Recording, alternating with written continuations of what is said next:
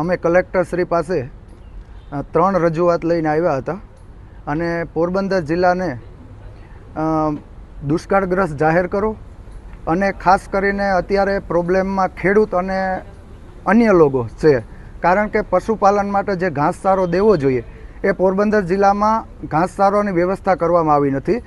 ખાસ કરીને બાજુમાં જામજોધપુરમાં અમે એવું મીડિયા થ્રુ સાંભળેલું છે કે ત્યાં ગાસડી તરીકે ખેડૂતોને પશુપાલન માટે ઘાસચારો આપવામાં આવે તો પોરબંદરમાં કેમ નહીં? અને બીજું, દર વખત અમે આજે એવી માગણી કરી કે ખેડૂતોનું સંપૂર્ણ દેવું માફ કરવામાં આવે જે પાક ધિરાણની લોન લે છે. દર વખતે મીડિયામાં તો મોટી મોટી વાત થાય છે, હકીકત જે કેન્દ્ર સરકારના જમા થાય છે પણ રાજ્ય સરકારના જે 3.5% જે પ્રીમિયમ આપવાનું હોય એ ખેડૂતોને જમા નથી થતો. 3.5% હોય વારે વખતે. તો અમે આ વખતે એવું કહીએ કે સંપૂર્ણ દેવું માફ કરવામાં આવે. અને ત્રીજો એવી માંગ કરી કલેક્ટરશ્રી પાસે કે પોરબંદરના જે ખેડૂતોને છે અત્યારે પર વીઘે 6,000નો ખર્ચો કરીને લીધો છે અને વરસાદ થયો નથી, કારણ કે ખેડૂતો ઇંચ વરસાદમાં વાવણી કરી ગયા. એ વાવણીમાં ખેડૂતોને 60% લોકોને તો ઉગી જ નથી અને જ્યારે વરસાદની જરૂર હોય ત્યારે વરસાદ અત્યારે થયો નથી. એટલે વહેલી તકે એક પેકેજ જાહેર કરે. પહેલાંના સમયમાં જે પાક વીમા કંપની હતી પ્રાઇવેટ, ત્યારે એને પ્રીમિયમ પેટે દેતી. એ જ ખેડૂતોને હું માંગ કરું છું કે પ્રીમિયમ પેટે વહેલી તકે પેકેજ જાહેર કરે અને પશુપાલન માટે ઘાસચારો વહેલી તકે જાહેર કરે એવી આજે અમે કલેક્ટર શ્રી મેરા રજૂઆત કરી હતી.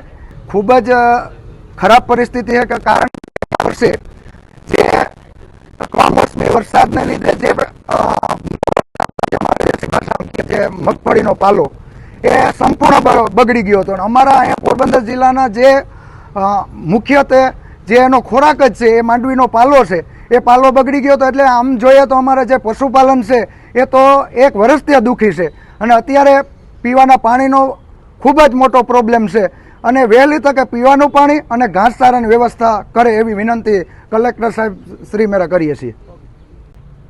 ભરત સાજણ ગોઢાણીયા, મારું ગામ કુણવદર. આજ અમે આવેદનપત્ર અહીં દેવા આવ્યા કારણ કે નથી જાગતા ને જે આગેવાન અમારા, એટલે એને હકીકત ગામડાની અંદર અને ઘાસચારાની તકલીફ છે, પાણીની તકલીફ છે. અને જે કોરામાં અમે બીજ વાવ્યું એ અત્યારે 8,000 થી 10,000 રૂપિયા એક વીઘો અમારે પર વીઘે ખર્ચો કર્યો ખેડૂતે. તો એના માટે હજી થોડુંક આગેવાનોને વિચારવું જોઈએ, કારણ કે આજે આ નહીં કરે ને તો અત્યારે આ 200 જણા કે 300 થયા, પણ આવો ખરાબ સમયમાં જાગૃત નહીં થાય તો આ લોકો ગામડેથી દરેક આવી છે અને આવી પરિસ્થિતિ ખરાબ ઊભી થઈ.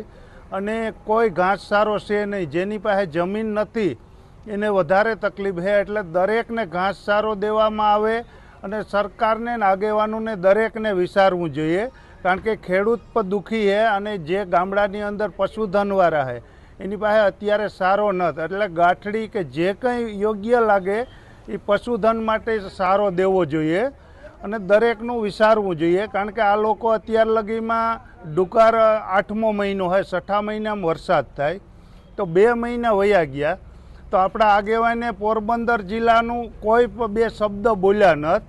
એટલે હકીકત તો આ વિચારવું જોઈએ દરેકને અને આ પરિસ્થિતિ અરે કંઈ પણ કરીને બતાડવું જોઈએ. ચાલુ વર્ષે પોરબંદર જિલ્લામાં વરસાદ ખૂબ ઓછા પ્રમાણમાં વરસ્યો છે.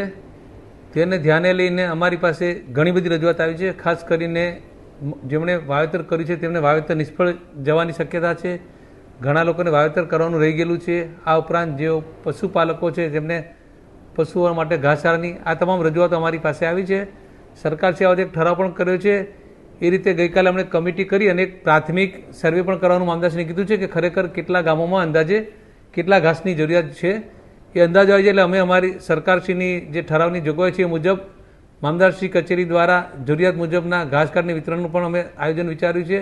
અને સાથે સાથે વન વિભાગ પાસે જે ઘાસનો જથ્થો ઉપલબ્ધ છે તે ધ્યાને લઈ ઘાસ વિતરણ કેન્દ્રો ક્યાં શરૂ થઈ શકે જેથી કરીને પશુપાલકોને ઘાસ મેળવવામાં લાંબો મુસાફરી ન કરવી પડે. આ તમામ શક્યતાઓ ચકાસવાનું અત્યારે કામગીરી શરૂ થઈ રહી છે અને ટૂંકમાં જ આ અંગેનું આયોજન પૂર્ણ કરી અને આગળની કાર્યવાહી હાથ ધરવામાં આવશે. હજી જ્યારે ચોમાસાની મુદત પૂર્ણ થયેલી નથી, એટલે અત્યારે આ તબક્કે કેવું આપણે વહેલું પડે, કારણ કે હજી ચોમાસાનું હજી આપણે ઓગસ્ટ મહિનો અને સપ્ટેમ્બર મહિનો પણ બાકી છે. પરંતુ આમ છતાં વરસાદ ઓછો આવે અથવા તો વરસાદના બે ગાળા વચ્ચેનો સમયગાળો ખૂબ વધારે હોય તેવા કિસ્સામાં ઘાસચારા માટેની સરકારશ્રીની અમારે જે ઠરાવની જોગવાઈ છે એ મુજબ ઘાસચારાની વ્યવસ્થા હાલ અમારે ઊભી કરવાની રહે છે. દુષ્કાળ અંગેની પરિસ્થિતિ હજી ચોમાસાની સિઝન સારું હોય અત્યારથી કોઈ નિર્ણય ન થઈ શકે. ના, હમણાં જ એની અમે પાણી પુરવઠાની સમીક્ષા કરી હતી. હાલ પૂરતું તો આપણી પાસે ખંભાળા ડેમ, ખોડાળા ડેમ અને પાણી છે અને એવી આશા પણ છે કે આપણી પાસે વરસાદ હજી વરસે તો આ ડેમના પાણી ભરાઈ જાય. પણ આમ છતાંય જો ન ભરાય તો નર્મદા યોજનાનું પાણી અહીંયા લઈ આવવા માટેની પણ એક દરખાસ્ત મારી પાસે આવી છે ને એ પ્રાથમિક અમે સરકાર જોડે ચર્ચા પણ કરી છે.